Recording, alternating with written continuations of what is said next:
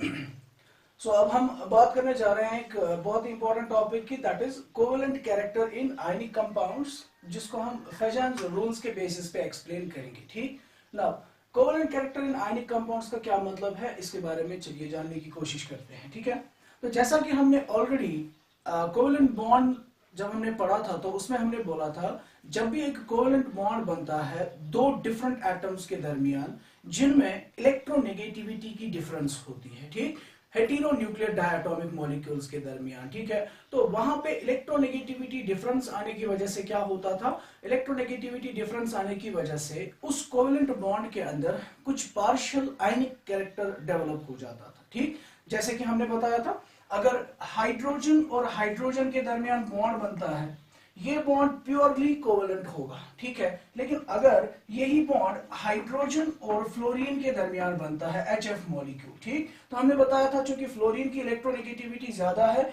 ये इलेक्ट्रॉन्स को अपनी तरफ खींचेगा, तो इसके ऊपर आएगी डेल्टा नेगेटिव और इसके ऊपर आएगी डेल्टा पॉजिटिव। ठीक, तो इस HF मॉलिक्यूल में कोवेलेंट बॉन्ड के अंदर in addition to the covalent character इसमें नेगेटिव और पॉजिटिव चार्ज डेवलप होती है जो एक दूसरे को इलेक्ट्रोस्टैटिक फोर्स ऑफ अट्रैक्शन करते हैं। ठीक, तो वी से दैट इस बॉन्ड के अंदर पार्शियल आयनिक कैरेक्टर डेवलप हुआ और हम ऐसे बॉन्ड्स को पोलर कोवेलेंट बॉन्ड्स कहते हैं। ठीक, बिल्कुल वैसे ही अगर कोई आयनिक बॉन्ड बनता है, दो एटम्स के दरमियान आयनिक बॉन्ड बनता है by complete transference of electrons, ठीक है ना, तो वो बॉन्ड 100% आयनिक नहीं होता है, उस बॉन्ड के अंदर कुछ ना कुछ कोवेलेंट कैरेक्टर जरूर आता है। ठीक, मिसाल के तौर पर अगर हम बात करें सोडियम क्लोराइड मॉलिक्यूल की, ठीक, so we know sodium chloride कैसे बनता है, सोडियम अपना एक इलेक्ट्रॉन बाहर निकाल के अपने ऊपर Na पॉजिटिव बना लेता है और Cl negative,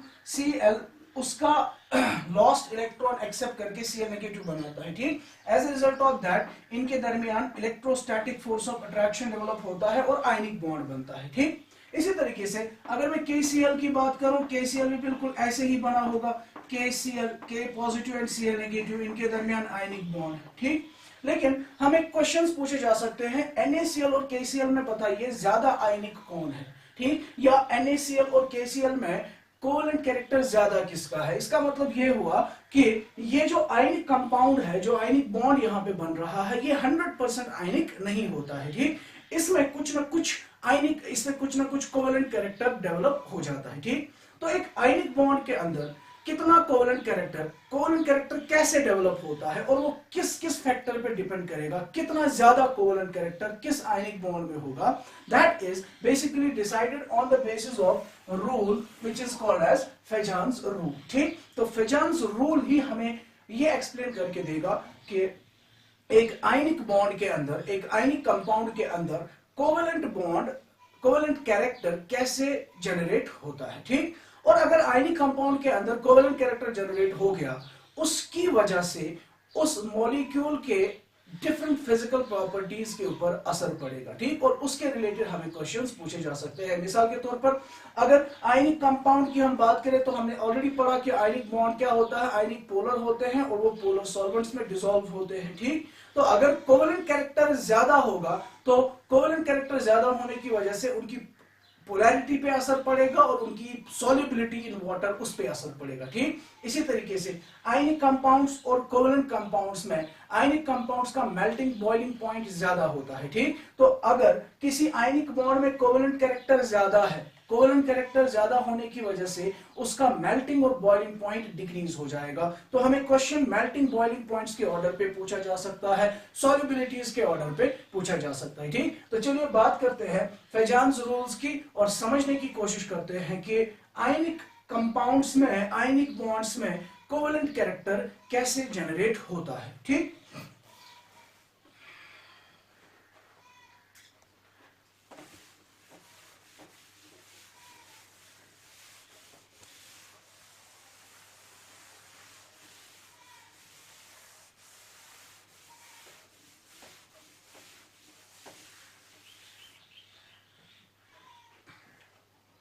let's take an example of, for example NaCl।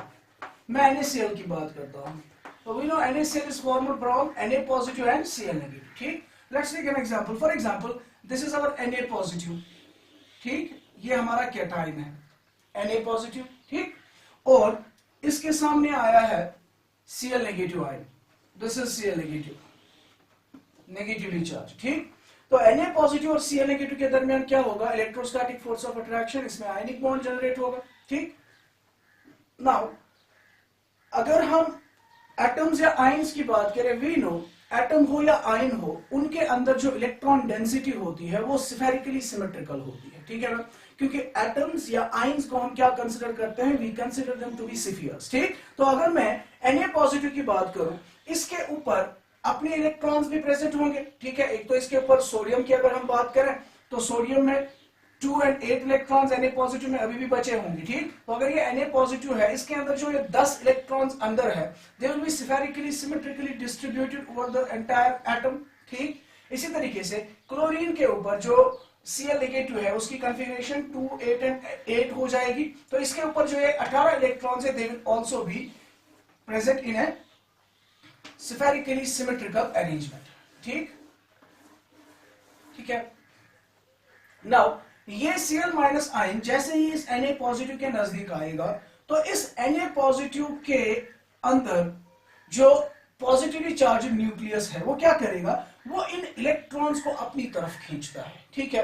तो इलेक्ट्रॉन्स को जब ये अपनी तरफ खींचेगा, उस खींचाव की वजह से क्या होता है, इस नेगेटिवली चार्ज्ड आयन के ऊपर जो ये स्फेरिकली सिमेट्रिकल इलेक्ट्रॉन डेंसिटी होती है, now it no longer remains spherically symmetrical. क्या मतलब, ये Na पॉजिटिव और Cl नेगेटिव, इनके दरमियान कौन सा अट्रैक्टिव फोर्स था, कौन सा बॉन्ड था, आयनिक बॉन्ड था। नाउ जैसे ही ये बॉन्ड बन जाता है, Na पॉजिटिव के न्यूक्लियस इसके इलेक्ट्रॉन डेंसिटी को विच इज स्फेरिकली सिमेट्रिकल, इसको क्या करता है, ये इसको अपनी तरफ खींचता है। तो जब ये इसको अपनी तरफ खींचता है, उस अपनी तरफ खींचने की वजह से क्या होगा, इसकी जो स्फेरिकल सिमेट्री है वो बरकरार नहीं रहती है, वो डिस्टॉर्ट हो जाती है, ठीक है ना।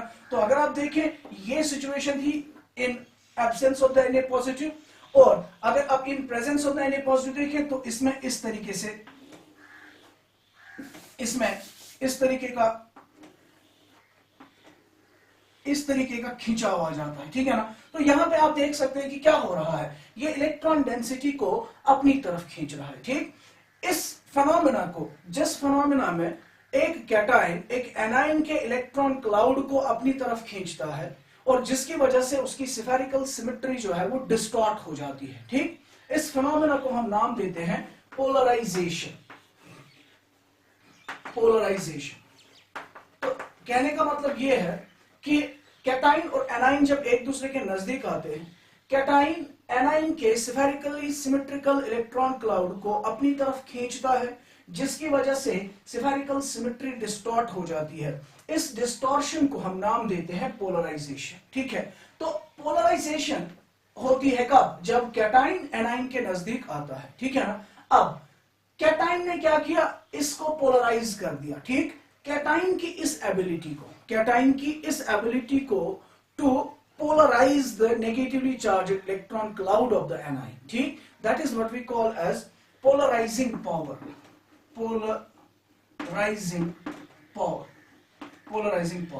ठीक। सो कैटाइन के इस खींचने की टेंडेंसी को हम क्या नाम देते हैं, पोलराइजिंग पावर, और एनाइन की इस एबिलिटी को टू गेट पोलराइज्ड, ठीक, the ability of the anion to get polarized is what we call as polarizability, ठीक। तो तीन चीजें हमने, तीन टर्म्स यहां पे डिस्कस की। पोलराइजेशन इस पूरे फिनोमेना को कहते हैं जिसमें कैटाइन और एनाइन जब नजदीक आते हैं, कैटाइन का न्यूक्लियस एनाइन के इलेक्ट्रॉन क्लाउड को अपनी तरफ खींचता है, उसको डिस्टॉर्ट करता है, तो उसको पोलराइजेशन कहते हैं। कैटाइन की टेंडेंसी को to polarize the electron cloud of the anion, that is called as polarizing power, और एनाइन की एबिलिटी को to get polarized is what we call as polarizability, ठीक। अब जितना इसका कैटाइन का पोलराइजिंग पावर ज्यादा होगा, उतना इसको ज्यादा खींचेगा, और जितना पोलराइजेबिलिटी इसकी ज्यादा होगी, उतना ये ज्यादा खींच जाएगा, ठीक है ना। नाउ जैसे ही इसमें डिस्टॉर्शन हुआ, इस डिस्टॉर्शन की वजह से क्या होगा, डिस्टॉर्शन की वजह से ये इलेक्ट्रॉन क्लाउड्स ऑर्बिटल्स जिनमें इलेक्ट्रॉन्स प्रेजेंट है इन द एनाइन, ना दे विल गेट क्लोजर, वो किसके क्लोज आ जाएंगे, they will come closer to the electron clouds और the electron density of the cation. ठीक, अब कैटाइन के अंदर भी क्या प्रेजेंट है, इलेक्ट्रॉन्स, वो भी अपने ऑर्बिटल्स में होंगे, इसके अंदर भी इलेक्ट्रॉन्स है जो कि अपने ऑर्बिटल्स में है। ठीक, और जितना जितना ये नजदीक आएंगे उतना इसके एटॉमिक ऑर्बिटल और इसके एटॉमिक ऑर्बिटल में ओवरलैप होने की टेंडेंसी बढ़ जाएगी। ठीक, और जैसे ही इनमें ओवरलैपिंग टेंडेंसी बढ़ जाएगी, ओवरलैपिंग होने का मतलब हमें पता है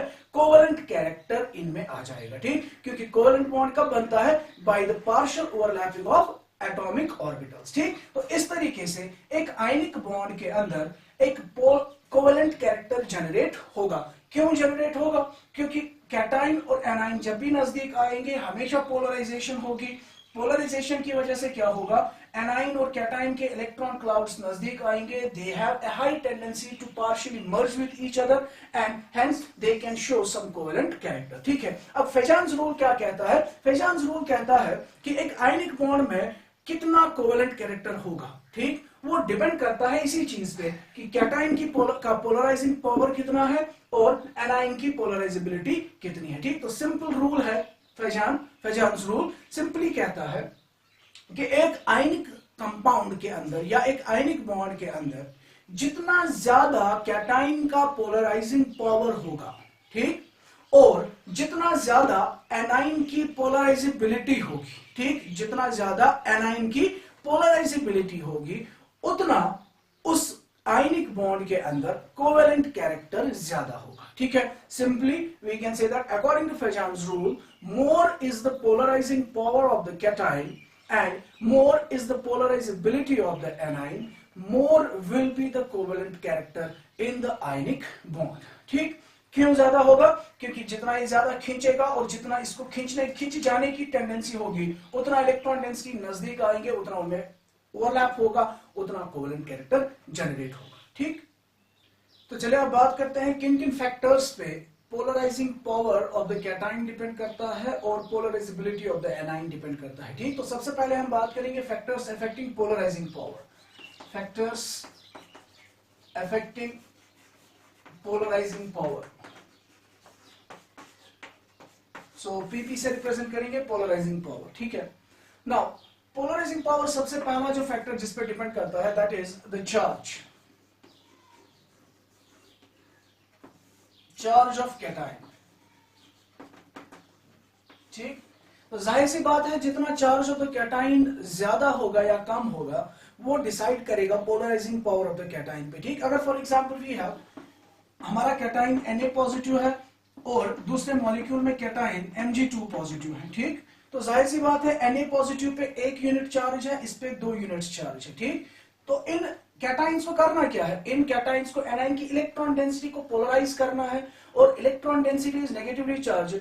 जितना कैटाइन के ऊपर ज्यादा पॉजिटिव चार्ज होगी उतना वो इलेक्ट्रॉन डेंसिटी को क्या करेगा, ज्यादा अट्रैक्ट करेगा, उसको ज्यादा डिस्ट्रैक्ट करेगा, ज्यादा पोलराइज करेगा, और जितना ज्यादा वो पोलराइज करेगा उतना कोवेलेंट कैरेक्टर ज्यादा होगा। ठीक, so that means charge of the cation और पोलराइजिंग पावर में क्या रिलेशन है, we can say charge of the cation is directly proportional to the polarising power. जितना कैटाइन पे ज्यादा चार्ज होगी उतना उसका पोलराइजिंग पावर ज्यादा होगा। ठीक, और जितना ज्यादा polarising power of the cation होगा उतना कोवेलेंट कैरेक्टर ज्यादा होगा। ठीक है, नेक्स्ट फैक्टर नंबर सेकंड, दूसरा फैक्टर जो है that is the size of the cation.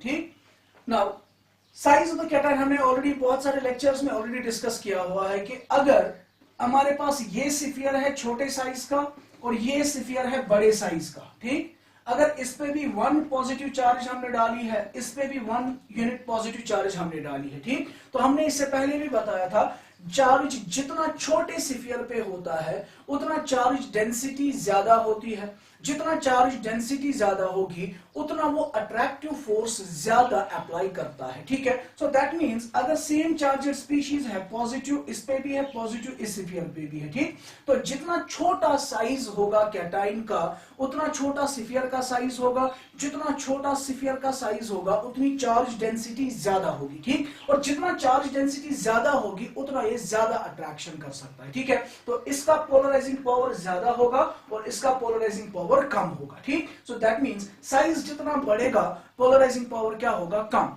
So I can say size is inversely proportional to the polarising power. More is the size of the cation, lesser is the polarising power. ठीक. And more is the charge of the cation, more is the polarizing power. ठीक. Now the third very important factor जिस पे depend करता है polarizing power of the cation, that is what we call as the pseudo noble gas configuration. Pseudo noble gas configuration. Pseudo noble gas configuration. ठीक. तो Nobel gas configuration के बारे में तो आपने ऑलरेडी पढ़ा होगा. ठीक. अगर हम किसी भी नोबल गैस की बात करें, यू रिमेंबर दैट उसकी कॉन्फ़िगरेशन क्या होती है, NS2 NP6. ठीक. आई hope you remember this, NS2 NP6. That means इस कॉन्फ़िगरेशन को हम नाम देते हैं Nobel gas configuration. Nobel gas configuration. ठीक. जैसे कि अगर हम नियॉन की बात करें, नियॉन का एटॉमिक नंबर 10, इसकी configuration 1s2 2s2 2p6. So last वाली शेल में 2 और 6 8 इलेक्ट्रॉन्स. तो जिस किसी के वैलेंस शेल में 8 इलेक्ट्रॉन्स होते हैं, ठीक, उस कॉन्फ़िगरेशन को हम नोबल गैस कॉन्फ़िगरेशन कहते हैं. ठीक है. सीरो नोबल गैस कॉन्फ़िगरेशन किसको कहते हैं, जिसमें ये कॉन्फ़िगरेशन हो NS2 NP6 ND10.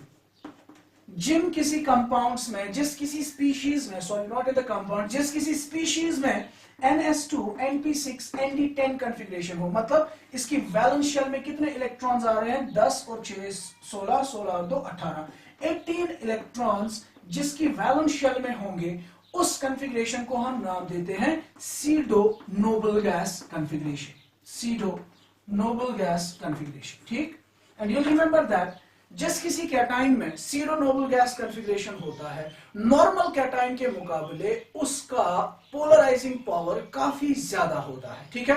क्यों काफी ज्यादा होता है, क्योंकि जिस किसी में भी नोबल गैस कॉन्फ़िगरेशन होगी, सीडो नोबल गैस कॉन्फ़िगरेशन होगी, उसके अंदर ऑलरेडी क्या प्रेजेंट होंगे, उसके अंदर लास्ट वाली शेल के 10 इलेक्ट्रॉन जो होंगे किसमें जाते हैं, डी सबशेल में. ठीक. And you no D subshell का पेनिट्रेशन पावर क्या होता है, बहुत ही कम. पेनिट्रेशन पावर कम होने की वजह से, पेनिट्रेशन पावर कम होता है और ये स्क्रीनिंग भी क्या करता है, इसका स्क्रीनिंग इफेक्ट क्या होता है, डी इलेक्ट्रॉन्स का स्क्रीनिंग इफेक्ट बहुत ही पुअर होता है. ठीक. आई होप कि स्क्रीनिंग इफेक्ट आपको पता है. स्क्रीनिंग इफेक्ट पुअर होने की वजह से, स्क्रीनिंग इफेक्ट पुअर होने की वजह से क्या होगा, इसका जो न्यूक्लियस है वो वैलेंस शेल के इलेक्ट्रॉन्स के ऊपर ज्यादा फोर्स ऑफ अट्रैक्शन अप्लाई करता है. ठीक है ना. सो जब भी डी सबशेल की फीलिंग होती है, डी सबशेल में इलेक्ट्रॉन्स लेस स्क्रीनिंग करते हैं, जिस लेस स्क्रीनिंग की वजह से वहां पे अट्रैक्टिव फोर्स काफी ज्यादा होता है. ठीक है ना. सो जिस किसी कैटाइन में सीरो नोबल गैस कॉन्फ़िगरेशन होगी, उसमें स्क्रीनिंग इफेक्ट कम होगा. स्क्रीनिंग इफेक्ट कम होने की वजह से न्यूक्लियस बाहर के इलेक्ट्रॉन्स पे, बाहर तक काफी ज्यादा अट्रैक्टिव फोर्स अप्लाई कर सकता है. ठीक. तो जितना ज्यादा वो अट्रैक्टिव फोर्स बाहर अप्लाई कर सकता है, उतना वो इलेक्ट्रॉन क्लाउड को ज्यादा अपनी तरफ खींच सकता है, उतना वो उतना वो ज्यादा इलेक्ट्रॉन क्लाउड को पोलराइज कर सकता है. ठीक है. अब किस किस स्पीशीज की configuration pseudo noble gas configuration होती है, रिमेंबर फॉर एग्जांपल अगर मैं कॉपर की बात करूं,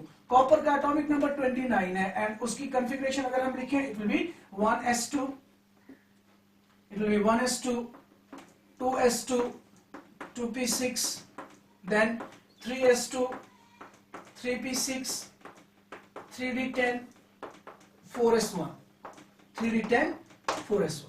ठीक है. यही कॉन्फ़िगरेशन होगी. ठीक. तो अगर मैं कॉपर पॉजिटिव की बात करूं, कॉपर पॉजिटिव में क्या होगा, एक इलेक्ट्रॉन बाहर चला गया, वो कौन सा इलेक्ट्रॉन होगा, that will be the last electron, valence electron, that is the 4s electron. ठीक. तो 4s इलेक्ट्रॉन बाहर चला गया, कॉन्फ़िगरेशन क्या बचेगी, 1s2 2s2 2p6 3s2 3p6 3d10. ठीक. तो आप जरा देख लीजिए, इसकी लास्ट वाली शेल कौन सी है, थर्ड शेल, और थर्ड शेल में कॉन्फ़िगरेशन क्या है, थर्ड शेल में कॉन्फ़िगरेशन है 3s2 3p6 3d10. Clear. 3s2 3p6 3d10. ठीक है. इसी तरीके से कॉपर के नीचे आता है सिल्वर, Ag पॉजिटिव, उसकी कॉन्फ़िगरेशन भी बिल्कुल ऐसी ही होगी, ठीक है। सिल्वर के नीचे आता है गोल्ड, Au पॉजिटिव, तो Au positive, Ag positive, Cu positive, इन सबों की कॉन्फ़िगरेशन एक जैसी होगी, उनकी configuration pseudo noble gas configuration होगी, ठीक। इसी तरीके से अगर हम जिंक की बात करें, जिंक का एटॉमिक नंबर 30 है, तो उसकी कॉन्फ़िगरेशन क्या होगी, 1s2, 2s2, 2p6, 3s2, 3p6, 3d10, 4s2, 3d10, 4s2, ठीक है।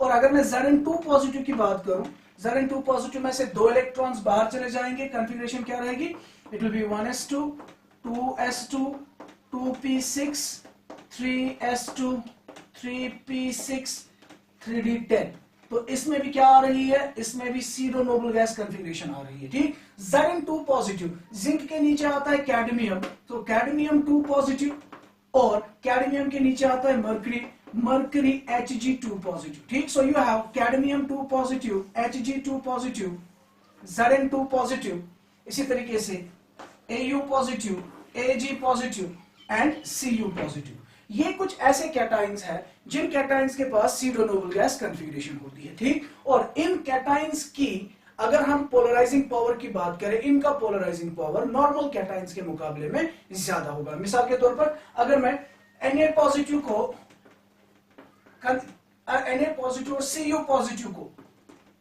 कंसिडर करो, Na positive and Cu positive. Na positive की कॉन्फ़िगरेशन क्या है, Na पॉजिटिव की वैलेंशियल कॉन्फ़िगरेशन क्या होगी, 2s2, 2p6, 2s2, 2p6, तो इसकी कॉन्फ़िगरेशन नोबल गैस कॉन्फ़िगरेशन है और इसकी configuration pseudo noble gas configuration है, ठीक। सीडो नोबल गैस कॉन्फ़िगरेशन वाले कैटाइंस की का पोलराइजिंग पावर नॉर्मल कैटाइंस के मुकाबले में ज्यादा होगा। दैट मींस Na पॉजिटिव और Cu पॉजिटिव को अगर मुझे कंसीडर करना है, मुझे साइज का फैक्टर दिमाग में नहीं लाना है, मुझे देखना है कि Cu positive is having a pseudo noble gas configuration, तो इस स्पीशीज का पोलराइजिंग पावर हमेशा ज्यादा होगा, ठीक है।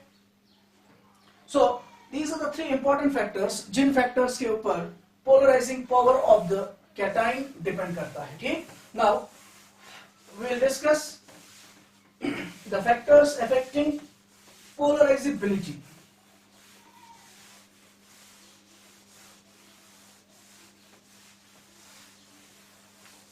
Factors affecting polarizability.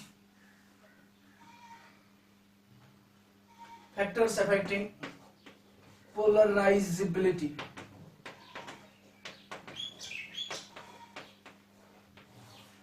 पोलराइजेबिलिटी किस किस फैक्टर पर डिपेंड करता है, सबसे पहला फैक्टर इज द चार्ज,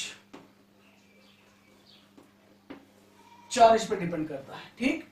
मतलब अगर मेरे पास एक एनाइन है A माइनस, दूसरा एनाइन है B2 माइनस, तीसरा एनाइन है C3 माइनस, ठीक, तो इनमें चार्जेस ज्यादा है। कौन सी चार्ज ज्यादा है, नेगेटिव, इसमें नेगेटिव चार्ज 1 है, इसमें 2 है, इसमें 3 है, और हमें पता है नेगेटिव चार्ज होने का मतलब क्या है, इसने अपने ऑर्बिटल्स में एक्स्ट्रा इलेक्ट्रॉन लिया है, इसने 2 एक्स्ट्रा इलेक्ट्रॉन लिए हैं, इसने 3 एक्स्ट्रा इलेक्ट्रॉन लिए हैं, ठीक। जितना ज्यादा नंबर ऑफ इलेक्ट्रॉन्स इंक्रीज होगा, मतलब जितना नेगेटिव चार्ज बढ़ेगा, उतना अंदर उसके अंदर number of extra electrons increase होगा। जितना नंबर ऑफ एक्स्ट्रा इलेक्ट्रॉन्स इनका इंक्रीज होगा, उतना उनमें रिपल्सिव फोर्स बढ़ेगा, ठीक है ना। रिपल्सिव फोर्स बढ़ने के साथ साथ उतना उनका साइज भी बढ़ जाएगा, ठीक है। सो दैट मींस अगर मैं A नेगेटिव की बात करूं, let's say this is A negative, ठीक, B2 माइनस क्या होगा, B2 माइनस इससे बड़ा होगा, C3 माइनस इससे भी बड़ा होगा, ठीक। सो अगर ये A माइनस है फॉर एग्जांपल, ये इसका न्यूक्लियस है, ये B2 माइनस है, ये इसका न्यूक्लियस है, ठीक, ये C3 माइनस है, ये इसका न्यूक्लियस है, ठीक है। अब चार्ज बढ़ने की वजह से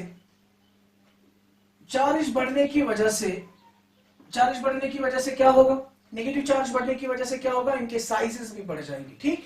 जितना साइज इनका बढ़ेगा, साइज बढ़ने की वजह से क्या होगा, इस न्यूक्लियस पे और इसके वैलेंस इलेक्ट्रॉन्स के दरमियान की जो डिस्टेंस होगी वो क्या हो जाएगी, इंक्रीज होगी ना, ठीक है।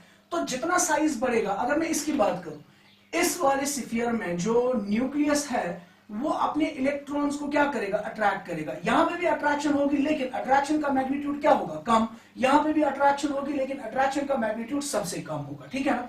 तो जितना ये नजदीक होगा न्यूक्लियस और इलेक्ट्रॉन डेंसिटी, उतना अट्रैक्शन क्या होगी, उतना अट्रैक्शन ज्यादा होगी। तो जितना अट्रैक्शन ज्यादा होगी ये अपने इलेक्ट्रॉन डेंसिटी को बाहर भटकने नहीं देगा, ये इसको पोलराइज होने नहीं देगा। मतलब अगर मैंने इसके सामने भी एक कैटायन रखा A पॉजिटिव, इसके सामने भी कैटायन रखा A पॉजिटिव, इसके सामने भी कैटायन रखा A पॉजिटिव, ये भी अट्रैक्ट करेगा, ये भी अट्रैक्ट करेगा, ये भी अट्रैक्ट करेगा, ठीक। जैसे ही ये इसको अट्रैक्ट करेगा, अपनी तरफ खींचने की कोशिश करेगा, क्योंकि इसकी अपनी इलेक्ट्रॉन डेंसिटी अपने न्यूक्लियस के करीब है, अपना न्यूक्लियस इसको इसकी तरफ जाने के बजाय अपनी तरफ वापस खींचेगा, ठीक। तो ये पोलराइजेशन को अपोज करेगा, ठीक है ना। अगर यहां की बात करें, इस वाले केस की बात करें, जैसे ही ये इसको अट्रैक्ट करेगा अपनी तरफ A पॉजिटिव, इसका न्यूक्लियस वापस खींचने की कोशिश करेगा, बट चूंकि इसका न्यूक्लियस इलेक्ट्रॉन डेंसिटी से दूर है तो ये उतना उसको वापस नहीं खींच सकता। मतलब A positive will be able to distract, it will be able to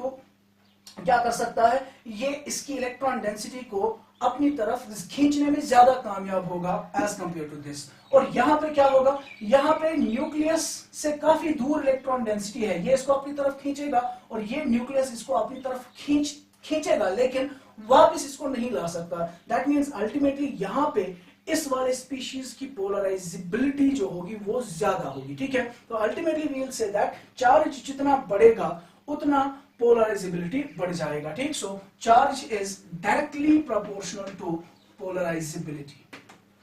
I hope कि आपको ये समझ में आ गया। चार्ज बढ़ने से क्या होगा, बेसिकली चार्ज बढ़ने से इलेक्ट्रॉन डेंसिटी बढ़ेगी, इलेक्ट्रॉन डेंसिटी बढ़ने से रिपल्शंस बढ़ेंगे, रिपल्शंस बढ़ने से साइज बढ़ेगा। जितना जितना साइज बढ़ेगा उतना इलेक्ट्रॉन अपने न्यूक्लियस से दूर होगा, जितना इलेक्ट्रॉन अपने न्यूक्लियस से दूर होंगे बाहर का कोई भी स्पीशीज उस इलेक्ट्रॉन डेंसिटी को अपनी तरफ ज्यादा मोड़ सकता है, मतलब उसको ज्यादा पोलराइज कर सकता है, ठीक। तो दूसरा फैक्टर ऑब्वियसली होगा साइज, ठीक है। तो साइज का भी हमने इसी में एक्सप्लेन कर लिया। जितना साइज बढ़ेगा, जितना साइज बढ़ेगा एनाइन का, उतना क्या होगा, उतना पोलराइजेबिलिटी ज्यादा होगी, ठीक। तो हमने देखा कि पोलराइजेबिलिटी डिपेंड करता है दो फैक्टर्स पे। More is the charge, negative charge on the cation, more is the polarisability and more is the size, more is the polarisability, ठीक। तो थोड़ा सा रिकैप करते हैं। हमने बताया पोलराइजिंग पावर जितना ज्यादा होगा और पोलराइजेबिलिटी जितनी ज्यादा होगी उतना कोवेलेंट कैरेक्टर मॉलिक्यूल के अंदर ज्यादा होगा। ये है फेजान्स रूल्स, ठीक। फिर हमने देखा पोलराइजिंग पावर कब कब ज्यादा होगा, जब कैटाइन की चार्ज ज्यादा होगी, जब कैटाइन का साइज छोटा होगा और अगर कैटाइन की सीरो नोबल गैस कॉन्फ़िगरेशन है उस वक्त पोलराइजिंग पावर काफी ज्यादा होता है, ठीक। और पोलराइजेबिलिटी कब ज्यादा होगी, जब एनाइन का चार्ज, नेगेटिव चार्ज ज्यादा होगा और साइज ज्यादा होगा, तब पोलराइजेबिलिटी ज्यादा होगी, ठीक है। क्लियर होगी बात। और जितना पोलराइजिंग पावर और पोलराइजेबिलिटी ज्यादा होगा उतना क्या हो जाएगा, उतना उतना कोवेलेंट कैरेक्टर ज्यादा होगा, ठीक।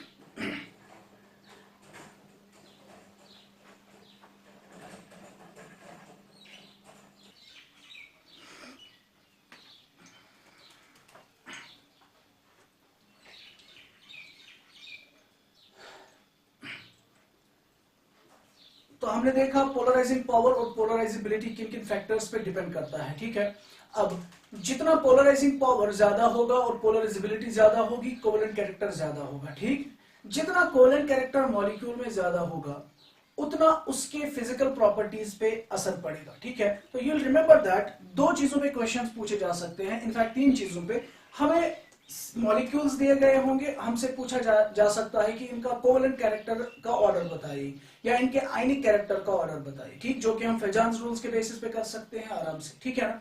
इसी तरीके से कभी क्वेश्चन दिया गया होगा इनडायरेक्टली, इन कंपाउंड्स में सबसे ज्यादा मेल्टिंग पॉइंट किसका होगा या सबसे ज्यादा बॉइलिंग पॉइंट किसका होगा, ठीक है।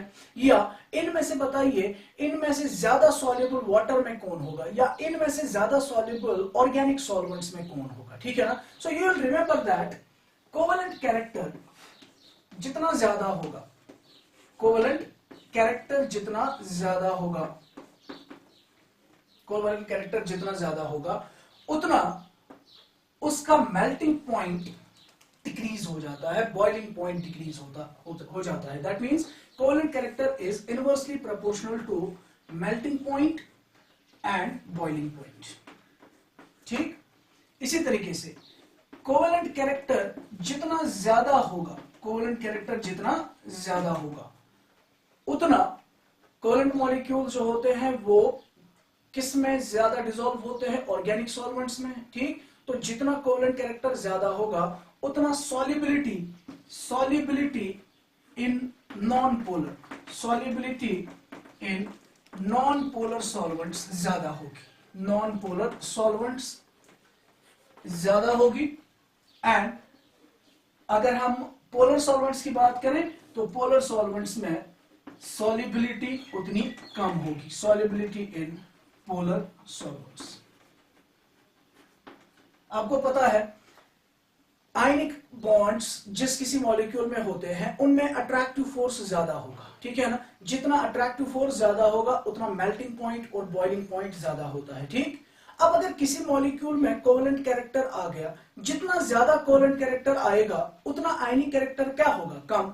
जितना आयनिक कैरेक्टर कम होगा ऑब्वियसली फोर्स ऑफ अट्रैक्शन क्या होगा, कम होगा, तो मेल्टिंग और बॉइलिंग पॉइंट भी कम हो जाएगा, ठीक है ना। सो दैट मींस जिस किसी मॉलिक्यूल में जितना ज्यादा कोवेलेंट कैरेक्टर होगा उतना उसका मेल्टिंग और बॉइलिंग पॉइंट डिक्रीज हो जाएगा। ठीक, इसी तरीके से आयनिक कंपाउंड्स किसमें सॉल्युबल होते हैं, पोलर सॉल्वेंट्स में। ठीक है, जितना आयनिक कैरेक्टर ज्यादा होगा सॉल्युबिलिटी इन पोलर सॉल्वेंट्स ज्यादा होगी, ठीक है। और जितना कोवेलेंट कैरेक्टर ज्यादा होगा उसका मतलब क्या है, आयनिक कैरेक्टर कम होगा, और जितना आयनिक कैरेक्टर कम होगा सॉल्युबिलिटी इन पोलर सॉल्वेंट्स क्या होगी, कम। So more is the covalent character, lesser will be the solubility in polar solvents. ठीक, मगर जितना कोवेलेंट कैरेक्टर ज्यादा होगा उतनी सॉल्युबिलिटी नॉन पोलर सॉल्वेंट्स में क्या होगी, ज्यादा होगी। ठीक, तो क्वेश्चन पूछे जा सकते हैं कोवेलेंट कैरेक्टर के बारे में, क्वेश्चन पूछा जा सकता है आयनिक कैरेक्टर के ऑर्डर के बारे में, क्वेश्चन पूछा जा सकता है मेल्टिंग बॉइलिंग पॉइंट्स के बारे में, क्वेश्चन पूछा जा सकता है सॉल्युबिलिटी के बारे में। ठीक, तो हम कुछ एग्जांपल्स करेंगे यहाँ पे, आप खुद भी इसको एक्सप्लेन कर सकते हो on the basis of the rules जो अभी तक हमने डिस्कस किए। ठीक, तो मैं कुछ मॉलिक्यूल्स यहाँ पे लिख रहा हूं, आप बताएंगे इनका कोवेलेंट कैरेक्टर क्या होगा, इनका आयनिक कैरेक्टर का ऑर्डर क्या होगा, सॉल्युबिलिटी का क्या होगा और मेल्टिंग और बॉइलिंग पॉइंट्स का क्या होगा। ठीक, मिसाल के तौर पर I am writing AlCl3 MgCl2 and NaCl। ठीक, इसी तरीके से I'll write NaF, KF, RBF, CSF. ठीक, for example I have Na3P sodium phosphide, Na2S, NaCl. We have Na2O, we have Na2S, Na2Se, Na2Te. ठीक, we have NaF, NaCl, NaBr, NaI। ठीक, चलिए पहले इनके बारे में हम बात करते हैं। ठीक, सबसे पहले अगर हम क्वेश्चन नंबर 1 की बात करें, पहले क्वेश्चन की बात करें, we have been given AlCl3 MgCl2 and NaCl। पहला क्वेश्चन बोला जा सकता है इनके कोवेलेंट कैरेक्टर का ऑर्डर बताइए। ठीक, सो इनके कोवेलेंट कैरेक्टर का ऑर्डर निकालना होगा हमें, तो कोवेलेंट कैरेक्टर का ऑर्डर हम कैसे निकालेंगे, on the basis of Fajans rules which says that more is the polarizing power of the cation, more is the covalent character, more is the polarizability of the anion, more is the covalent character। ठीक, तो अगर हम सबसे पहले इसमें देखें, इसमें हमारा एनायन क्या है, इसमें हमारा एनायन है Cl नेगेटिव सब में सेम, तो हर एक जगह पे एनायन की पोलराइजेबिलिटी क्या होगी, सेम होगी। ठीक, लेकिन कैटायंस डिफरेंट है, इसमें कैटायन कौन है, Al3 पॉजिटिव, इसमें कैटायन है Mg2 पॉजिटिव, इसमें कैटायन है Na पॉजिटिव। ठीक, now cations are different, cations different होने का मतलब पोलराइजिंग पावर डिफरेंट होगा। तो यहाँ पे पोलराइजेबिलिटी के बेसिस पे डिसाइड नहीं होगा कोवेलेंट कैरेक्टर, क्योंकि पोलराइजेबिलिटी एनायन की हर जगह पे क्या होगी, सेम। पोलराइजिंग पावर पे डिपेंड करेगा। अब पोलराइजिंग पावर किस किस पे डिपेंड करेगा हम याद करेंगे थोड़ा सा। पोलराइजिंग पावर डिपेंड करेगा चार्ज पे, more is the charge more is the polarising power. So you can see Al3 positive, Al3 positive की चार्ज ज्यादा है, Al3 पॉजिटिव की चार्ज ज्यादा होगी तो उसकी वजह से क्या होगा, इसका पोलराइजिंग पावर ज्यादा होगा। पोलराइजिंग पावर ज्यादा होगा तो कोवेलेंट कैरेक्टर ज्यादा होगा। तो दैट मींस AlCl3 का कोवेलेंट कैरेक्टर ज्यादा है, उससे कम MgCl2 का, उससे कम NaCl का। ठीक है, so this is the order of what, this is the order of covalent character. ये कोवेलेंट कैरेक्टर का ऑर्डर है। AlCl3 is more covalent and NaCl is less covalent. ठीक है, अगर यही क्वेश्चन पूछा गया होता इनका आयनिक कैरेक्टर, इनमें से सबसे ज्यादा आयनिक कौन सा है, तो अगर ये सबसे ज्यादा कोवेलेंट है तो ये सबसे कम आयनिक होगा। ठीक, ये सबसे कम कोवेलेंट कैरेक्टर इसमें है, इसमें आयनिक कैरेक्टर सबसे ज्यादा होगा। ठीक है ना, तो आयनिक कैरेक्टर का ऑर्डर क्या होगा, आयनिक कैरेक्टर का ऑर्डर होगा AlCl3 का सबसे कम MgCl2 से, MgCl2 का कम होगा NaCl से। दैट मींस NaCl का आयनिक कैरेक्टर ज्यादा होगा। ठीक, अगर क्वेश्चन मेल्टिंग बॉइलिंग पॉइंट्स पे पूछा गया होता तो मेल्टिंग बॉइलिंग पॉइंट हमने अभी देखा that is inversely proportional to the covalent character. जितना कोवेलेंट कैरेक्टर ज्यादा होगा मेल्टिंग पॉइंट कम होगा। तो कोवेलेंट कैरेक्टर किसका ज्यादा है, AlCl3 का कोवेलेंट कैरेक्टर ज्यादा है, इसका मेल्टिंग पॉइंट क्या होगा, कम होगा। ठीक, NaCl का मेल्टिंग पॉइंट ज्यादा होगा। सो मेल्टिंग पॉइंट का ऑर्डर क्या होगा, AlCl3 का कम, MgCl2 का ज्यादा, MgCl2 से भी ज्यादा किसका होगा, NaCl का। I hope you are getting. ठीक, अगर सॉल्युबिलिटीज की बात की जाए, solubility in water, solubility in water, क्योंकि वाटर क्या है, पोलर सॉल्वेंट है, तो water being a polar solvent we will see that इनमें से जिसमें ज्यादा आयनिक कैरेक्टर होगा वो वाटर में ज्यादा सॉल्युबल होगा। तो इनमें से ज्यादा आयनिक कैरेक्टर किसमें है, सोडियम क्लोराइड में ज्यादा आयनिक कैरेक्टर है, ये वाटर में ज्यादा सॉल्युबल होगा। ठीक, और अगर ऑर्गेनिक सॉल्वेंट में बोला जाए, ऑर्गेनिक सॉल्वेंट में वो ज्यादा सॉल्युबल होगा जिसका कोवेलेंट कैरेक्टर ज्यादा होगा। तो ऑर्गेनिक सॉल्वेंट में AlCl3 का सॉल्युबिलिटी ज्यादा होगा। ठीक है, तो चार तरह के क्वेश्चंस हमने एक ही क्वेश्चन के अंदर कर दिए। ठीक, इसी तरीके से आप इनका भी खुद अब एक्सप्लेन करने की कोशिश कर सकते हैं। ठीक है,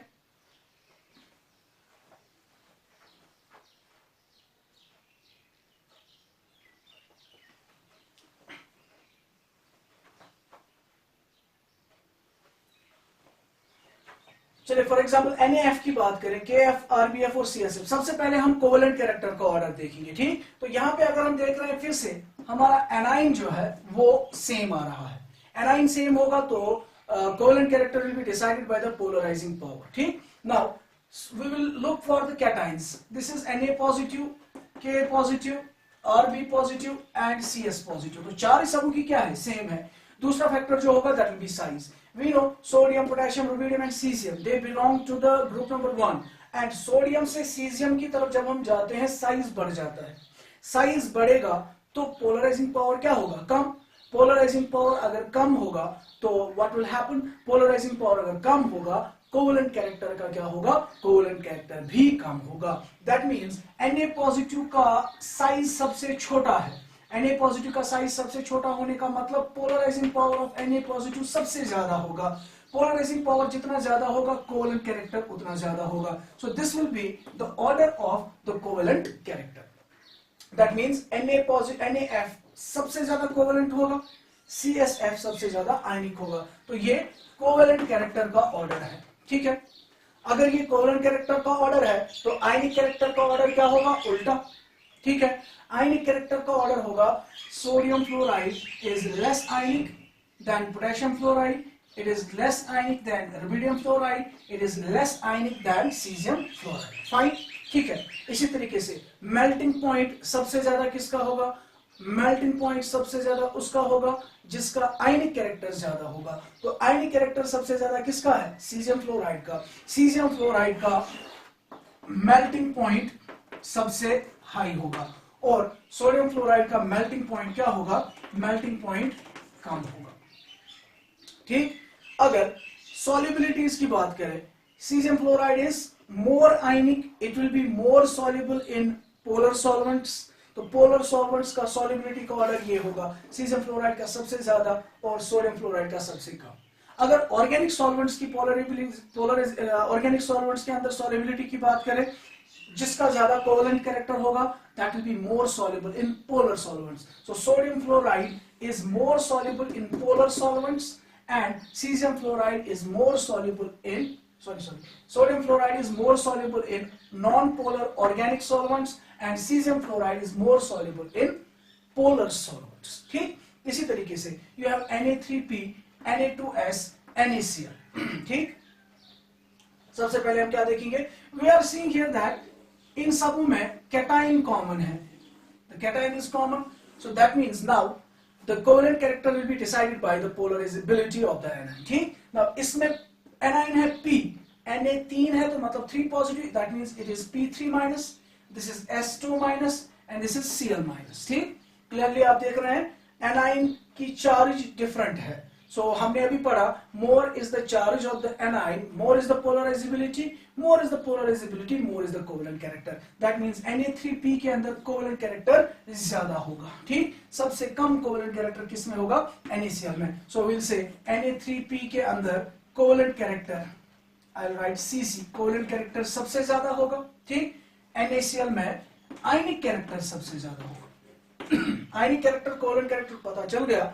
तो मेल्टिंग पॉइंट सबसे ज्यादा NaCl का होगा, बॉइलिंग पॉइंट सबसे ज्यादा NaCl का होगा. ठीक, पोलर सॉल्वेंट में सबसे ज्यादा सॉल्युबल NaCl होगा, नॉन पोलर सॉल्वेंट में सबसे ज्यादा सॉल्युबल Na3P होगा. ठीक, इसी तरीके से Na2O इस वाली सीरीज का देख लीजिए. Again you can see sodium is common everywhere.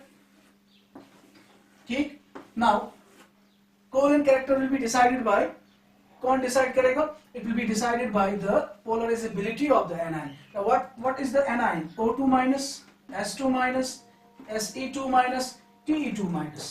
Okay? Now again the charge is same. Now polarizability will be decided by the size. More is the size, more is the polarizability. Okay? And you know oxygen, sulfur, selenium, tellurium एक ही group के हैं. Oxygen से tellurium की तरफ जब आते हैं तो साइज बढ़ेगा. दैट मींस Te2 पॉजिटिव का साइज सबसे ज्यादा है. साइज ज्यादा है तो पोलराइजेबिलिटी ज्यादा है, पोलराइजेबिलिटी ज्यादा है तो कोवेलेंट कैरेक्टर ज्यादा है. दैट मींस कोवेलेंट कैरेक्टर का ऑर्डर ये होगा. ठीक, इसका मतलब Na2O का आयनिक कैरेक्टर सबसे ज्यादा और Na2Te का कोवेलेंट कैरेक्टर सबसे ज्यादा. ठीक, so more is the covalent character, that means इसका मेल्टिंग पॉइंट क्या होगा? कम होगा. इसकी सॉल्युबिलिटी पोलर सॉल्वेंट में कम होगी, इसकी सॉल्युबिलिटी नॉन पोलर सॉल्वेंट में ज्यादा होगी. ठीक है, तो आप कर सकते हो 3 ऑर्डर्स बाकी. ठीक, NaF, NaCl, NaBr, NaI. Again you can see sodium is common everywhere. ठीक, अब क्या बचा? F minus, Cl minus, Br minus, I minus. And you know size पे डिपेंड करेगा. I माइनस का साइज सबसे ज्यादा है तो इसका कोवेलेंट कैरेक्टर सबसे ज्यादा होगा. सबसे कम कोवेलेंट कैरेक्टर किसका होगा? सोडियम फ्लोराइड का. सबसे ज्यादा कोवेलेंट कैरेक्टर किसका होगा? सोडियम आयोडाइड का. ठीक, इसी तरीके से अगर हम इन मॉलिक्यूल्स के बारे में, इनके कोवेलेंट कैरेक्टर, इनके मेल्टिंग पॉइंट्स के बारे में बात करें तो सबसे पहला एग्जांपल हमारा है PbCl2 एंड PbCl4. ठीक, you can see yourself chlorine दोनों में कॉमन है. देन लेड की अगर हम बात करें, यहाँ पे लेड 2 पॉजिटिव, यहाँ पे लेड 4 पॉजिटिव है. ठीक है, तो सिंपल सी बात है, लेड 4 पॉजिटिव पे ज्यादा चार्ज है. ज्यादा चार्ज होने का मतलब इसका कोवेलेंट कैरेक्टर ज्यादा होगा. ठीक, तो कोवेलेंट कैरेक्टर ज्यादा पता चल गया हमें. PbCl4 का है और PbCl2 का कोवेलेंट कैरेक्टर कम है. That means PbCl2 is more ionic than PbCl4. ठीक, इसी तरीके से टिन क्लोराइड्स है हमारे सामने, stannous chloride and Stenik chloride. ठीक, सो यू कैन सी Cl दोनों में फिर से सेम. यहाँ पे SN2 प्लस, यहाँ पे SN4 plus. So that means SN4 plus मतलब SnCl4 it will be more covalent than SnCl2. तो अगर मैं आयनिक कैरेक्टर की बात करूं, SnCl2 का आयनिक कैरेक्टर ज्यादा है, SnCl4 का आयनिक कैरेक्टर कम है. ठीक, similarly we have oxides of manganese. तो ऑक्साइड्स ऑफ मैंगनीज में हम देख रहे हैं ऑक्सीजन इज कॉमन. नाउ अगर ऑक्सीजन कॉमन है तो कोवेलेंट कैरेक्टर डिसाइड होगा on the basis of the polarizing power of the cation. The polarizing power of the cation will be decided by the charge of the cation. So you can see here oxygen O2 minus Mn के ऊपर 2 plus, so this is Mn2 plus. Here Mn is as Mn plus 3, here Mn4 plus, Mn5 plus and Mn7 plus. ठीक, तो ज्यादा charge कहाँ पे है manganese में? Mn2O7 में. So that means Mn2O7 का कोवेलेंट कैरेक्टर सबसे ज्यादा है और MnO का आयनिक कैरेक्टर सबसे ज्यादा है. ठीक है, तो अगर हमें क्वेश्चन पूछा जाए ऑक्साइड्स ऑफ मैंगनीज में सबसे ज्यादा मेल्टिंग पॉइंट किसका है, तो सबसे ज्यादा मेल्टिंग पॉइंट उसका होगा जिसका आयनिक कैरेक्टर सबसे ज्यादा है, दैट इज MnO. ठीक है, और सबसे कम मेल्टिंग पॉइंट किसका होगा?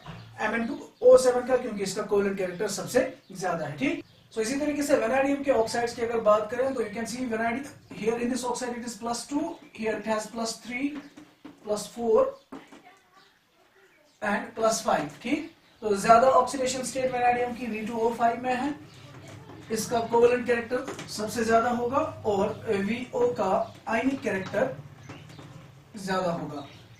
So order of covalent character will be like this. ठीक, तो मेल्टिंग पॉइंट सबसे ज्यादा किसका होगा? VO का, और सबसे कम मेल्टिंग पॉइंट होगा V2O5 का. V2O5 की सॉल्युबिलिटी ऑर्गेनिक सॉल्वेंट्स में ज्यादा होगी और VO की सॉल्युबिलिटी पोलर सॉल्वेंट्स में ज्यादा होगी. ठीक, similarly if you have CaCl2 and ZnCl2, इसमें Cl दोनों में कॉमन है.